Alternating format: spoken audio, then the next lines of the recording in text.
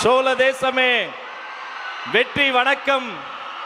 தாய் பிள்ளை உறவம்மா உனக்கும் எனக்கும். இனி அடுத்த சில நிமிடங்கள் அனல் பறக்கும்.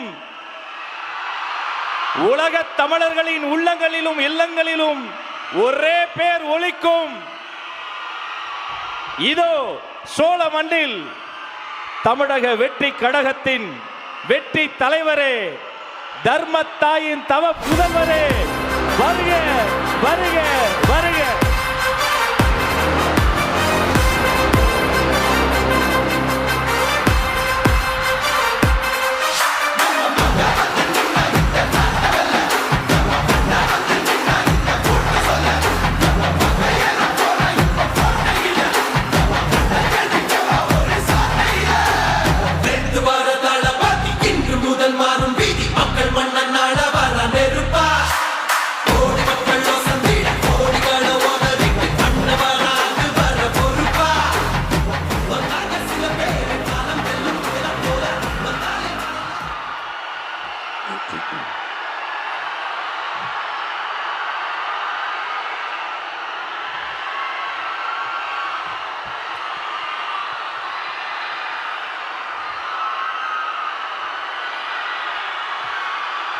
நன்றி நன்றி நன்றி.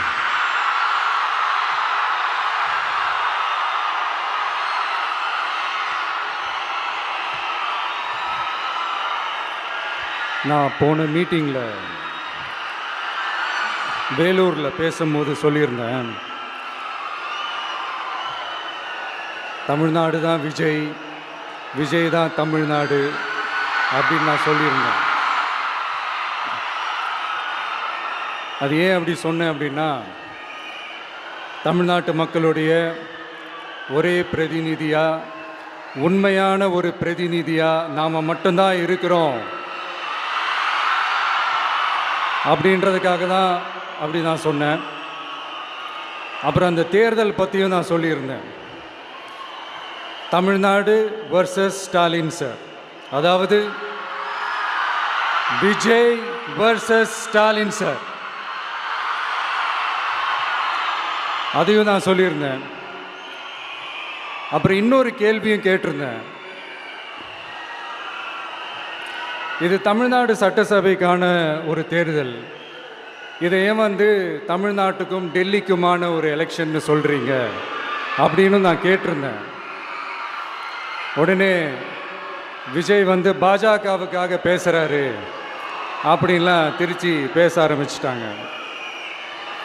அப்புறம் ரெகுலராக ஒன்று பண்ணுவாங்கல்ல, நம்மளுடைய சிறுபான்மை சகோதரர்களை பயமுறுத்தி பயமுறுத்தி ஒரு ஏமாத்து வேலை ஒன்று செய்வாங்கல்ல, அது இனிமேல் அவங்களால தொடர்ந்து செய்ய முடியாதுன்னு அவங்களுக்கு தெரிஞ்சு போச்சு. அதனால தான் நான் என்ன பேசினாலும் அதை திருச்சி பேசுறது, அந்த தில்லு முள்ளு வேலைகள்லாம் அவங்க செய்ய ஆரம்பிச்சிட்டாங்க.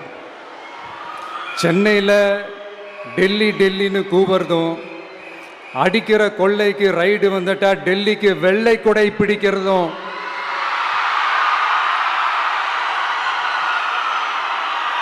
இதெல்லாம் யாருன்னு உங்களுக்கே நல்லா தெரியும். தமிழ்நாட்டை காப்பாற்றுறது திமுக தான், தமிழ்நாட்டை பிழைக்க வைக்கிறது திமுக தான், இதெல்லாமே பண்ணுறது திமுக தான், ஸ்டாலின் சார் தான். இதெல்லாம் ஒர்க் அவுட்டே ஆகாது பாஸ்.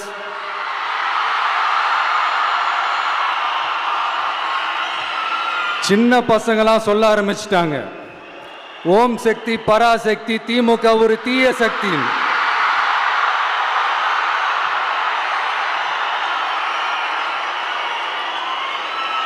அதனால் இந்த தமிழ்நாடு இன்னொன்று வேற ஒன்று சொல்கிறாங்க. அது என்னடான்னா, தமிழ்நாட்டு அணி டெல்லி அணியா. கிரிக்கெட்டில் கூட தமிழ்நாட்டு அணியை டெல்லி அணியால் தொட்டு கூட பார்க்க முடியாது.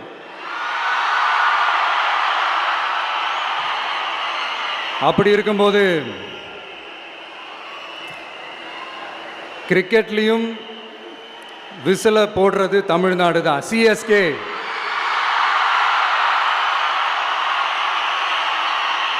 வரப்போற எலெக்ஷன்லயும் விசில போட போறது நம்ம டிவிக்கே தான். தமிழ்நாடு தான் டிவிகே, டிவிகே தான் தமிழ்நாடு. இந்த அணி, அந்த அணி, டெல்லி அணி, இதெல்லாம் அனைத்தும் உடைஞ்சி நொறுங்கும். டிவிகே அடிச்சு நொறுக்கும்.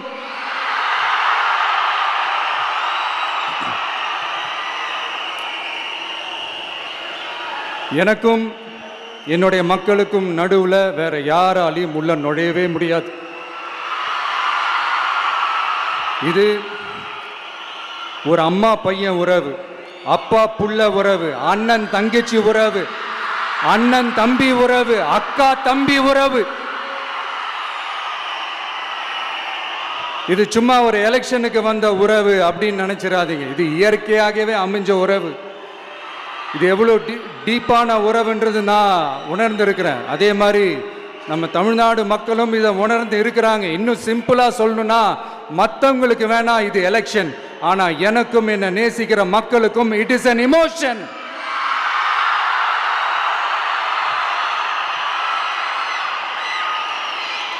And it is not an ordinary emotion. It is a powerful oceanic emotion.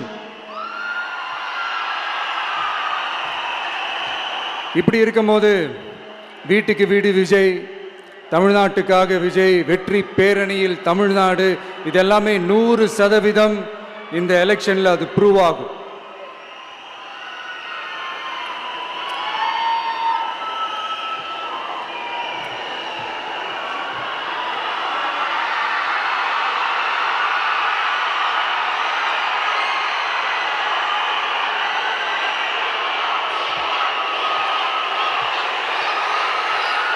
நீங்க எல்லாரும் எனக்கு இன்னொரு உறுதிமொழியை ஒன்று கொடுக்கணும்.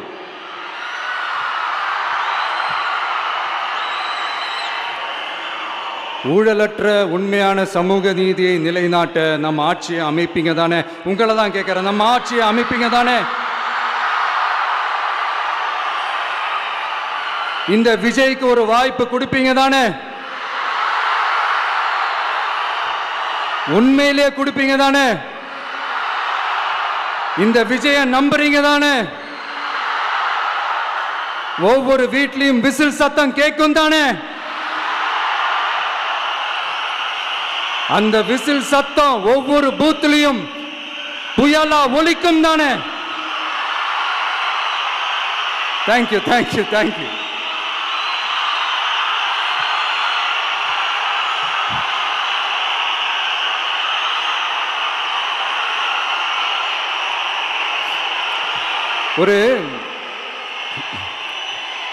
ஒரு டாக்டர் இருக்காருன்னா நாம் எப்போ அவரை பற்றி யோசிப்போம்? இப்போ நமக்கு ஏதாவது உடம்பு சரியில்லை அப்படின்னா அவரை யோசிப்போம், அவர் ஞாபகம் வரும்.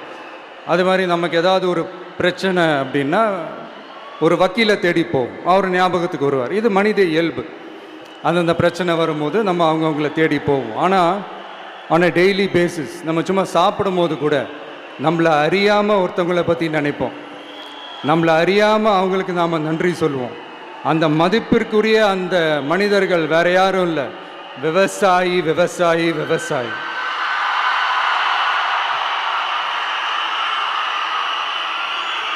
அவங்க பார்க்கறதுக்கு வேணா சாதாரணமாக இருப்பாங்க, ஆனால் அவங்க சாதாரணமான மனிதர்கள்லாம் கிடையாது. இந்த உலகத்தையும் மனிதர்களையும் படைச்சது கடவுள்னு சொல்லுவாங்க, ஆனால் அந்த கடவுளுக்கே படையல் போடுற உயர்ந்த மனிதர்கள் தான் நம்ம விவசாயிகள். இந்த பூமியில உயிர் இருக்குது, இந்த பூமியில பூ பூக்கும், காய் காய்க்கும், பூத்து குலுங்கும்னு இந்த பூமியை அழகா காட்டி இந்த பூமியை சாமி ஆக்கிறதுல இயற்கையோட சேர்ந்து நம்ம விவசாயிகளுக்கும் ஒரு முக்கிய பங்கு ஒன்று இருக்குது. அதனால நான் ஏதோ ஓவரா ஏதோ சொல்றேன்னு நினைக்காதீங்க. எனக்கு இந்த அடுத்த ஜென்மம் மறுபிறவியை பற்றியெல்லாம் எனக்கு தெரியாது. அது உண்மை அப்படின்னா அடுத்த ஜென்மத்தில் நான் ஒரு விவசாயி குடும்பத்தில் பிறக்கணும்னு ஆசைப்படுறேன்.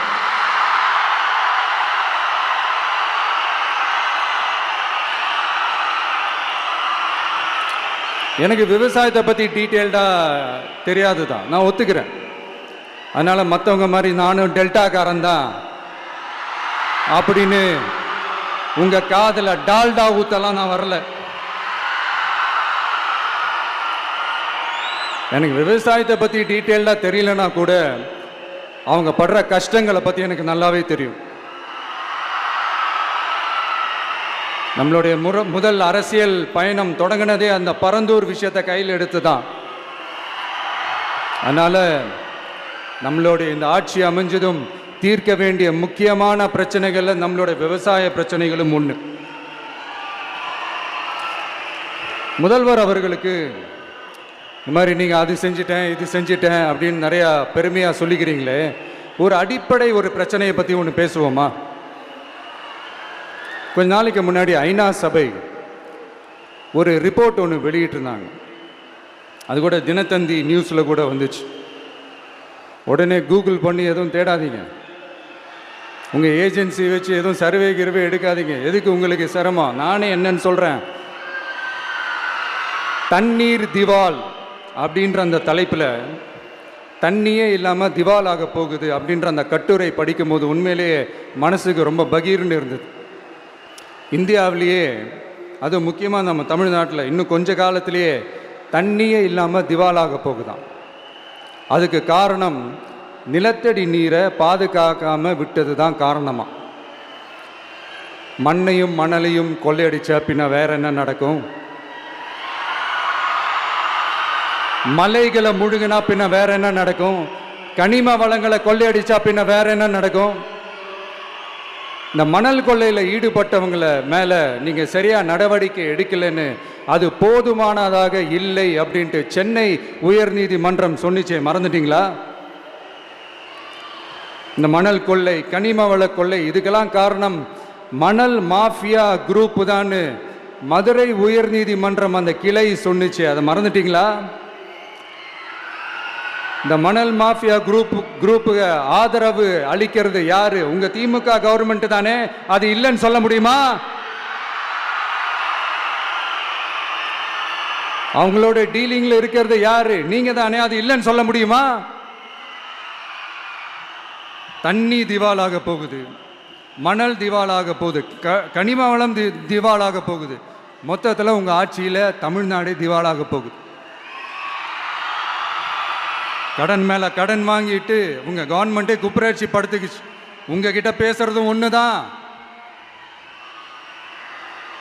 சரி, அதை விடுங்க.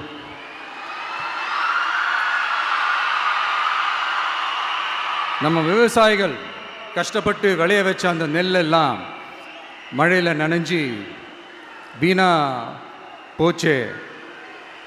டெல்டாக்காரன்னு சொல்லிக்கிற நீங்கள் அதை எதாவது கவனிச்சிங்களா?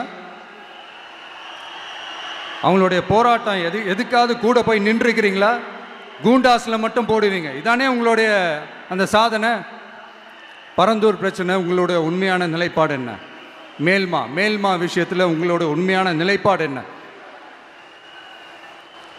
தமிழகத்தில் இருக்கிற எல்லா ஆறுகளையும் இணைப்போம், இந்தியாவிலேயே நாங்கள் தான் அதை பற்றி ஃபஸ்ட்டு யோசித்தோம் அப்படின்னு பெருமையாக சொல்லிக்கிற இந்த திமுக கவர்மெண்ட் அவங்களுடைய நாக் என்னன்னு சொல்லவா? இந்த மாதிரி பெரிய பெரிய திட்டங்கள்லாம் ஆட்சிக்கு வந்த உடனே செய்ய மாட்டாங்க. அந்த ஆட்சி முடிகிற டைமில், அந்த கடைசி 6 மாதம், அந்த 1 வருஷம், அந்த 1.5 வருஷத்தில் அதுக்கான திட்டத்தை கொண்டு வருவாங்க, அதுக்கான அடிக்கலை நாட்டுவாங்க. அதுக்கப்புறம் எலெக்ஷன் வரும், தோற்றுருவாங்க. கேட்டால் எங்கள் ஆட்சி தான் முடிஞ்சிருச்சே அப்படின்னு நாடகம் ஆடுவாங்க. இல்லை, நான் தெரியாமல் தான் கேட்குறேன். மக்கள் மேலே உங்களுக்கு உண்மையிலே அந்த அக்கறை இருந்துச்சுன்னா ஆட்சிக்கு வந்த உடனே இந்த மாதிரி பெரிய பெரிய திட்டங்கள்லாம் ஸ்டார்ட் பண்ண வேண்டியது தானே. அதனால் ஆட்சி முடியும் போது அடிக்கல் நாட்டுறது. ஓட்டுக்காக என்னென்னலாம் பேசுவீங்க, ஆனால் மக்கள் இதெல்லாம் நம்புறதுக்கு அவங்கன்னா ஏமாளிங்க நினச்சிங்களா? மக்களே, நம்மளுடைய ஆட்சி அமைஞ்சதும் இந்த மாதிரி பெரிய பெரிய திட்டங்கள்லாம் உடனே ஸ்டார்ட் பண்ணுவோம். அதை அந்த 5 வருஷத்துக்குள்ள அதை முடிக்கவும் ட்ரை பண்ணுவோம். ஸோ இப்படிலாம் நம்ம பேசினா காவிரி பிரச்சனையில் உன் கருத்து என்ன, முல்லை பெரியார் பிரச்சனையில் உன் கருத்து என்ன, இப்படிலாம் அதெல்லாம் பற்றி உனக்கு என்ன தெரியுமா அப்படின்னு கேட்க ஆரம்பிச்சிருவாங்க. ஐயா, உலக மகா மேதைகளே, ROV, ரிமோட்லி ஆப்ரேட்டட் வெஹிக்கிள், அதை வச்சு தண்ணிக்குள்ளேயே போய் அணைகளோட உறுதித்தன்மையை ஆராய்ச்சி பார்க்குற வரைக்கும் நான் எல்லாம் தெரிஞ்சு தான் வச்சுருக்கிறேன். ஒருத்தன் சைலண்டாக இருக்கான், அமைதியாக இருக்கான்னா உடனே அவனுக்கு எதுவுமே தெரியாதுன்னு நினச்சிடாதீங்க. சும்மா கருத்து சொல்லிக்கிட்டு கம்பு சுற்றிக்கிட்டு இருந்தால் எல்லாமே நடந்துருமா? நசன் பேசி அதை கேட்டு மக்கள் வெறுத்து போயிட்டாங்க. உருப்படியா ஏதாவது யோசிங்கயான்னு மக்கள் நினைக்கிறத யாருக்கு தெரியுதோ தெரியலையோ, எனக்கு அது நல்லாவே தெரியுது. உரிய இடத்துக்கு போய் சம்பந்தப்பட்டவங்களோட பேசி அதுக்கான சொல்யூஷன் என்னன்னு தெரிஞ்சுக்கிட்டு அதை ப்ராப்பராக எக்ஸிக்யூட் பண்ணணும். அடுத்து நம்மளுடைய கடல் விவசாயிகளான நம்மளுடைய மீனவர்களுடைய பிரச்சனைக்கு அப்பப்போ எந்திரிச்சு கடிதம் எழுதிட்டு திரும்ப தூங்க போயிடுவார். அவ்வளோதான், அதோட அது அப்படியே கிடக்கும். மானே தேனே பொன்மானே இப்படிலாம் கடிதம் எழுதுறதெல்லாம் வேலைக்கே ஆகாது. ஒன்றிய அரசுக்கு அந்த உண்மையான உணர்வுபூர்வமான அந்த அழுத்தத்தை கொடுக்கணும். நம்ம மீனவர்கள் மேல அவங்க கையே வைக்கக்கூடாது, கையே வைக்க விடக்கூடாது. அவங்களுக்கான அந்த பாதுகாப்பு பக்காவா இருக்கணும். அதுதான் நம்மளுடைய ஒரே அஜெண்டா. மீனவர்களே, அடுத்து நம்மளுடைய ஆட்சி தான். கவலைப்படாதீங்க, தைரியமா இருங்க, உங்களுக்கான பாதுகாப்பு பக்காவா இருக்கும். இப்படி இருக்கும்போது அடுத்ததும் நாங்க தான் அப்படின்னு சிஎம் சார் சொல்லுவாங்க. அதெல்லாம் நடக்கவே நடக்காது. 2வது முறை வந்ததெல்லாம் சரித்திரமே கிடையாது. இந்த சைனாவில் கிரேட் வால் ஆஃப் சைனா கேள்விப்பட்டிருப்பீங்க. அதோடைய நீளத்தை விட பெரிய டாஸ்க் இது. ஆனானப்பட்ட அவங்க அப்பாவாலே முடியல.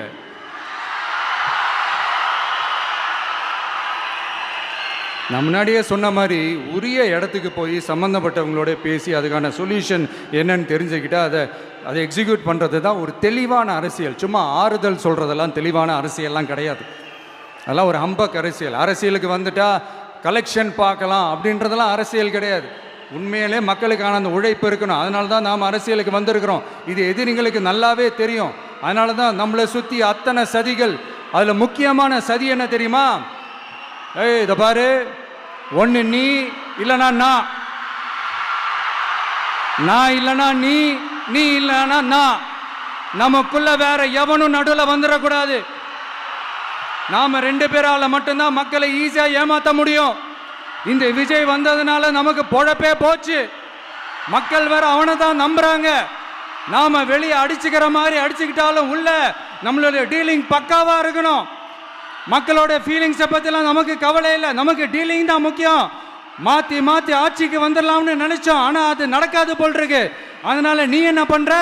எஸ்ஓபின்னு போட்டு ஒரு பக்கம் அவனை தடுத்துரு, இன்னொரு பக்கம் அவன் மேல பழி போட்டு நானும் தடுத்துடுறேன்.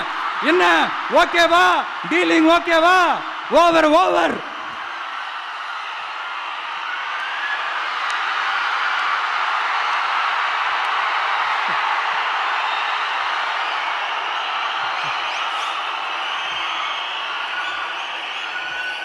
இல்லைங்க, உண்மையிலேயே சிரிக்கிறதா என்ன பண்ணுறதுன்னு எனக்கு தெரியல. உண்மையிலே இப்படி தான் இருக்கு அவங்க டீலிங்லாம்.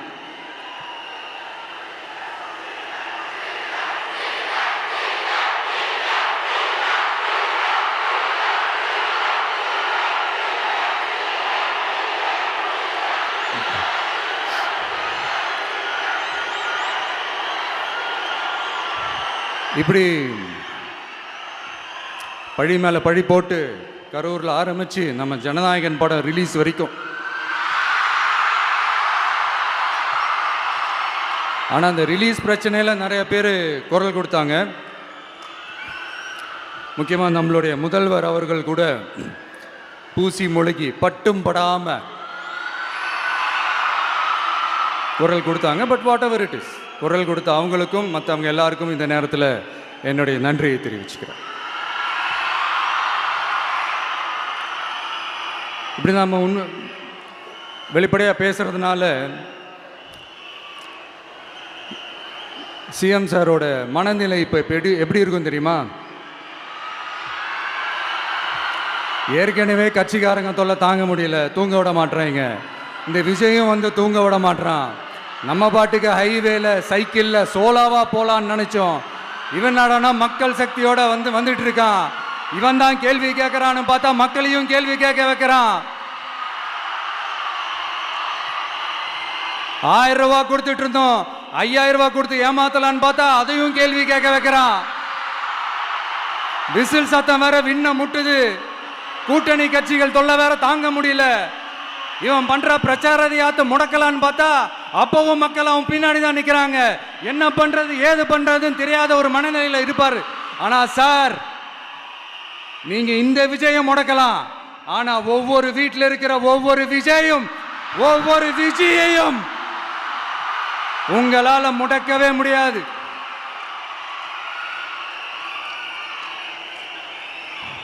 அவங்களாம் ஆல்ரெடி பிரச்சாரத்தை ஸ்டார்ட் பண்ணிட்டாங்க சார். வீட்லயே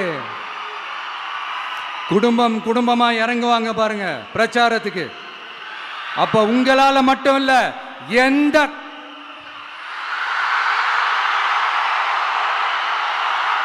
யாராலையும் தடுக்க முடியாது.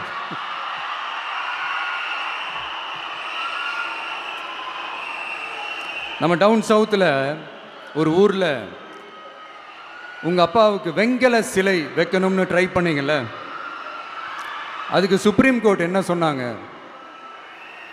மக்களோட பணத்தில் யாருக்கு புகழ் பாட பார்க்குறீங்க அப்படின்னு கேட்டாங்கல்ல.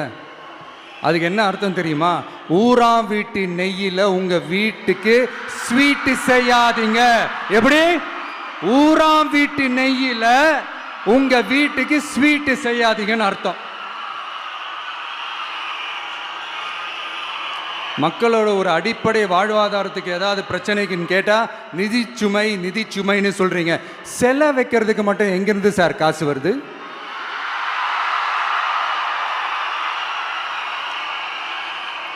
முதல்ல மக்களுக்கு அந்த சோறுக்கு வழி பாருங்க சார்.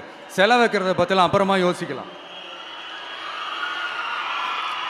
கேஸ் சிலிண்டருக்கு மானியமா 100 ரூபா தரேன்னு சொன்னீங்களே, என்னாச்சு? கரும்புக்கு ஆதார விலையா 4000 ரூபாய் தரேன்னு சொன்னீங்களே, என்னாச்சு? ரொம்ப நாள் கல்யாணமே ஆகாம இருக்கிற பெண்களுக்கு அவங்களுடைய கல்வி தகுதிக்கு ஏற்ப அரசு வேலை கொடுப்போம்னு சொன்னீங்களே, என்னாச்சு? இதெல்லாம் வெறும் சாம்பிள் தான். இதோட ஹைலைட் ஒன்று இருக்கு. மாநில அரசால முடியவே முடியாதுன்னு தெரிஞ்சுக்கிட்டோம், நாங்க வந்தா நீட்டை ஒழிப்போம். ஆகா ஆகா ஆகா ஆகா, எவ்வளவு பெரிய ஒரு மோசடி இது! கேட்டா நாங்க தான் முன்மாதிரி ஆட்சின்னு சொல்லுவாங்க. மோசடி ஆட்சி. மோசமானவங்களே முக்கியமானவங்க கேள்விப்பட்டிருக்கிறீங்களா? அந்த மாதிரி மோசடி ஆட்சியிலே முக்கியமான ஆட்சி இந்த திமுக ஆட்சி. மக்களே, மக்களை நேசிக்கிற விஜய் வேணுமா? மக்கள் விரோத ஆட்சி நடத்துற ஸ்டாலின் சார் வேணுமா?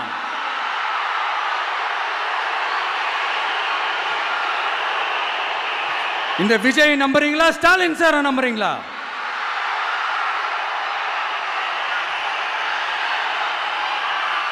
இந்த சத்தத்துக்கு அர்த்தம் தெரியுமா சார்?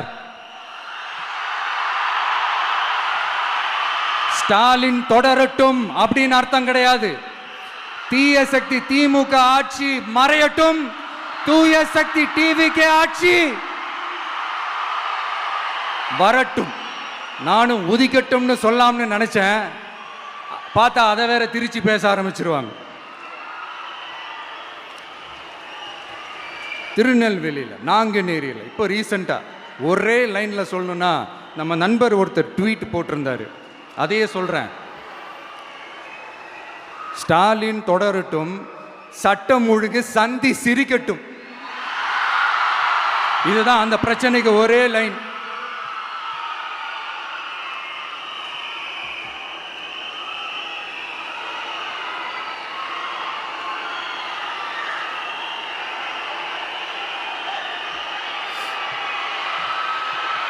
மக்களே, காஞ்சிபுரத்தில், வேலூரில் எல்லாம் நம்மளோட விஷனை பற்றி சொன்னோம் இல்லையா?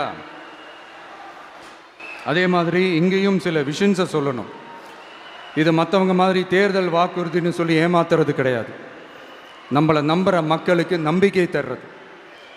நம்ம ஆட்சிக்கு வந்ததும் இதெல்லாம் செய்ய நடவடிக்கை எடுப்போம்னு சொல்கிறது. டெல்டா விவசாயிகள் சமீபத்தில் கூட உரத்தட்டுப்பாட்டை சந்திச்சிங்கல்ல. சில பேர் உரத்தை பதுக்கி வச்சு அதிக விலைக்கு விற்றதா நியூஸ்லாம் கூட வந்துச்சு. நம்ம டிவிக்கு ஆட்சி வந்ததும் உரத்தட்டுப்பாடு இல்லாமல் பார்த்துக்குவோம். 5 ஏக்கர் வரை நிலமுள்ள விவசாயிகள் வேளாண் கூட்டுறவு வங்கிகளில் வாங்கிய பயிர் கடன் முழுமையாக ரத்து செய்வதற்கும் 5 ஏக்கருக்கு மேல் உள்ள விவசாயிகள் வேளாண் கூட்டுறவு வங்கிகளில் வாங்கிய பயிர்க்கடன் 50% வரை ரத்து செய்வதற்கான சாத்திய கூறுகளை ஆராய்ந்து உறுதியாக நடவடிக்கை எடுப்போம். திமுக மாதிரி எல்லாருக்கும்னு சொல்லிட்டு அதுல தகுதி ஃபிக்ஸ் பண்ணி பாகுபாடு காட்டி ஏமாற்ற மாட்டோம். எல்லாத்தையும் வெளிப்படையாக சொல்லுவோம். 2 ஏக்கர் வரை நிலமுள்ள விவசாயிகள் மற்றும் நிலமற்றவர்கள் குடும்பத்தில் யாரும் மாநில மற்றும் ஒன்றிய அரசு ஊழியராக இல்லாமல் இருக்கும் பட்சத்தில் அவர்களின் குழந்தைகளின் பொறியியல் மற்றும் மருத்துவம் உள்ளிட்ட தொழிற்கல்வி முதல் அனைத்து வகை படிப்புகளுக்குமான முழு செலவையும் அரசே ஏற்கும்.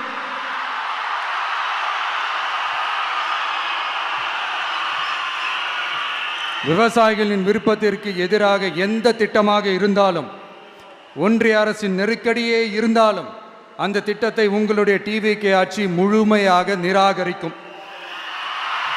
எப்போதும் விவசாயிகளின் பக்கமே நம் ஆட்சி நிற்கும். கொள்முதல் நிலையங்களில் முறையாக நெல் மூட்டைகள் பாதுகாக்கப்படும். நெல் முளைத்து வீணாவதை பார்த்து கொண்டு நமது அரசு சும்மா இருக்காது. போதுமான கொள்முதல் நிலைய வசதிகள் ஏற்படுத்தப்படும். அதே போல கொள்முதல் நிலையங்களில் கொள்முதல் செய்வதற்கோ மூட்டை ஏற்றி இறக்கவோ 1 பைசா கமிஷன் வாங்காமல் பார்த்து கொள்ளப்படும். அப்படி கமிஷன் வாங்குவது யாராக இருந்தாலும் கடும் நடவடிக்கை எடுக்கப்படும்.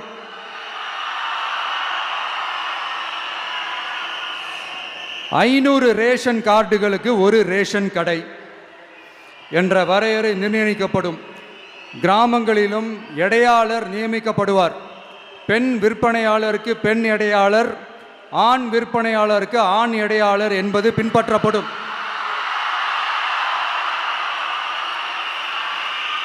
ரேஷன் கடைகளில் அரிசி தவிர அனைத்து பொருள்களும் பாக்கெட் செய்து விநியோகிக்கப்படும். மீனவர்களுக்கு ஒன்றிய அரசு சட்டப்படியான பாதுகாப்பை உறுதி செய்ய வேண்டும். அதற்கான உண்மையான உணர்வுபூர்வமான அழுத்தத்தை ஒன்றிய அரசுக்கு நமது டிவிக்கு அரசு கொடுக்கும். நான் மீண்டும் சொல்றேன். கல்வி, மருத்துவம், ரேஷன், குடிநீர், சாலை வசதி, பஸ் வசதி, இது மாதிரி அடிப்படை விஷயங்களுக்காகத்தான் நம் அரசு முதல்ல முக்கியத்துவம் கொடுக்கும். எனக்கு நம்மளோட குழந்தைகள், நம்ம பெண்கள், நம்ம இளைஞர்கள் லைஃபுக்கு முன்னுரிமை கொடுக்கணும். அரசு வேலை வாய்ப்புகள் மட்டும் இல்லாம தனியார் வேலை வாய்ப்புகளுக்கான வழியையும் உத்தரவாதத்தையும் உருவாக்கணும். அப்படி நாம் உருவாக்கிட்டாலே அவங்களுக்கான ரூட்டை நம்ம இளைஞர்கள் அவங்களே தேர்ந்தெடுத்துப்பாங்க. இத்தனை கோடி அத்தனை கோடி ஒப்பந்தம்னு சொல்லி விளம்பரம் மட்டும் செய்யாம உண்மையான ஒப்பந்தம் போட்டு வெள்ளை அறிக்கை வெளியிட்டு அதை செயல்படுத்தினாலே போதும், எல்லாம் தன்னாலே நடக்கும். இங்க என்னனையும் சொல்ல நினைக்கிறேன். இங்க அடுத்து நாங்க தான் நெஞ்சை நிமித்திரி கூவுற யாராச்சும் நாங்க ஊழலே செய்யாதவங்கன்னோ ஊழல் செய்யவே மாட்டோம்னோ நெஞ்சை தொட்டு மனசாட்சியோட சொல்ல முடியுமா? ஆனா நாம இன்னைக்கு இல்ல, ஆட்சிக்கு வந்ததுக்கு அப்புறமும் ஓப்பனா தில்லா கட்ஸா சொல்லுவோம். ஊழல் லஞ்சம் இல்லாத ஒரு ஆட்சியை கொடுக்க உண்மையா ட்ரை பண்ணாலே போதும், எல்லாம் தன்னாலே நல்லா நடக்கும். எல்லாரும் கொஞ்சம் கை இப்படி வைங்களேன். எங்க ஓட்டு எங்க உரிமை. எங்களை யாரும் விலைக்கு வாங்க முடியாது. எங்க ஓட்டு விசில் சின்னத்துக்கு தான். யாரையும் நம்பி ஏமாற மாட்டோம். எங்க வார்த்தையிலிருந்து மாற மாட்டோம். இது நிஜம். தேங்க்யூ.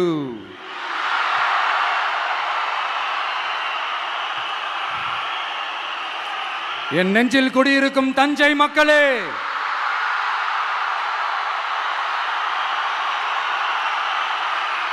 என் நெஞ்சில் குடியிருக்கும் வேலூர் மக்களே, வேலூர்ல இதை நான் சொல்ல மறந்துட்டேன். சாரி, உங்களுக்காக இங்க நான் சொல்றேன். உங்களோட நான் இருக்கேன், நம்மளோட நம்ம மக்கள் இருக்கிறாங்க. இதுக்கு மேல என்ன வேணும்? கான்பிடென்ட்டா இருங்க. நல்லதே நடக்கும். வெற்றி நிச்சயம். மீண்டும் சந்திக்கும் வரை நன்றி, வணக்கம்.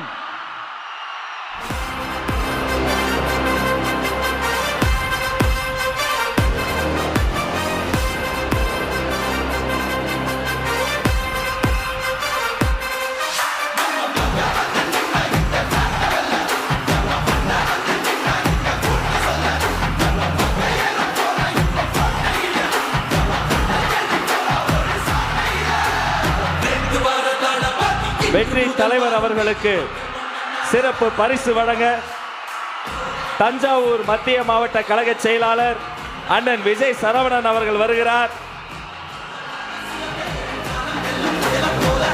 நெற்கதிரை, வெற்றி கழக கொடி சுற்றிய நெற்கதிரை உயர்த்து பிடிக்கிறார்கள்.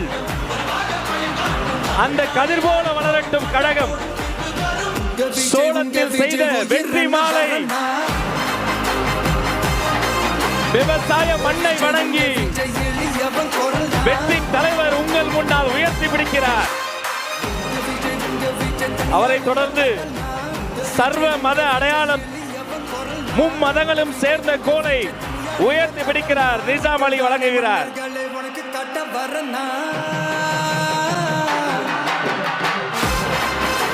அவரை தொடர்ந்து மதன் அவர்கள் வழங்கக்கூடிய வெற்றி கப்பல்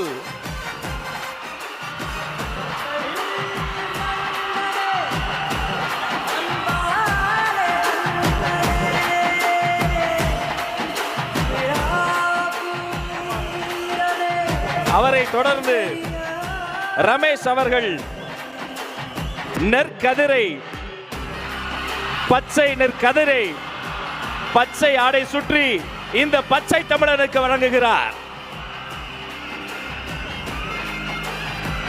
அடுத்து வெற்றி தலைவருக்கு அண்ணன் பிரபாகரன் வெற்றி செங்கோலை வழங்குகிறார்.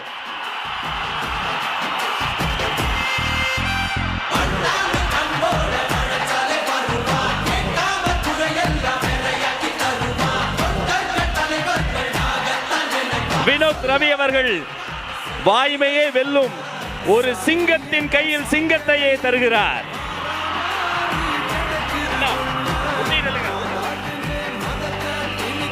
அசாருதீன் அவர்கள் தளபதி திருவுருவம் பொதித்த, தளபதி உருவம் பதித்த செங்கோலை தருகிறார்.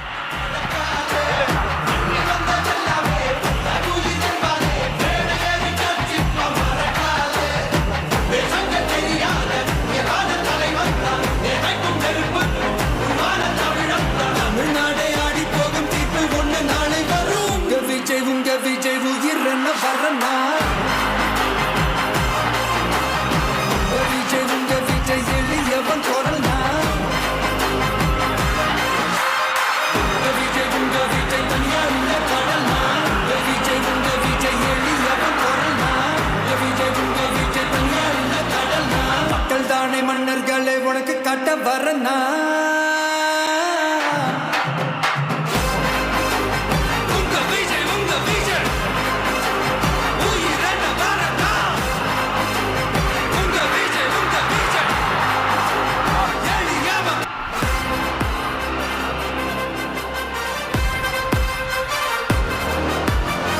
வெற்றி தலைவரின் வேண்டுகோள், தயவு செய்து யாரும் தலைவரின் வாகனத்தை பின்தொடர்ந்து வர வேண்டாம். உங்கள் மீது உள்ள உரிமையில் வெற்றி தலைவர் அவர்கள் அன்பு கட்டளையிட்டிருக்கிறார். அவர் சொன்னதை செய்வோம். வெற்றி கனியை அவருக்கு பரிசளிப்போம். இன்று முதல் மாறும் வீதி மக்கள் மன்னன் நாள வர நெருப்பா.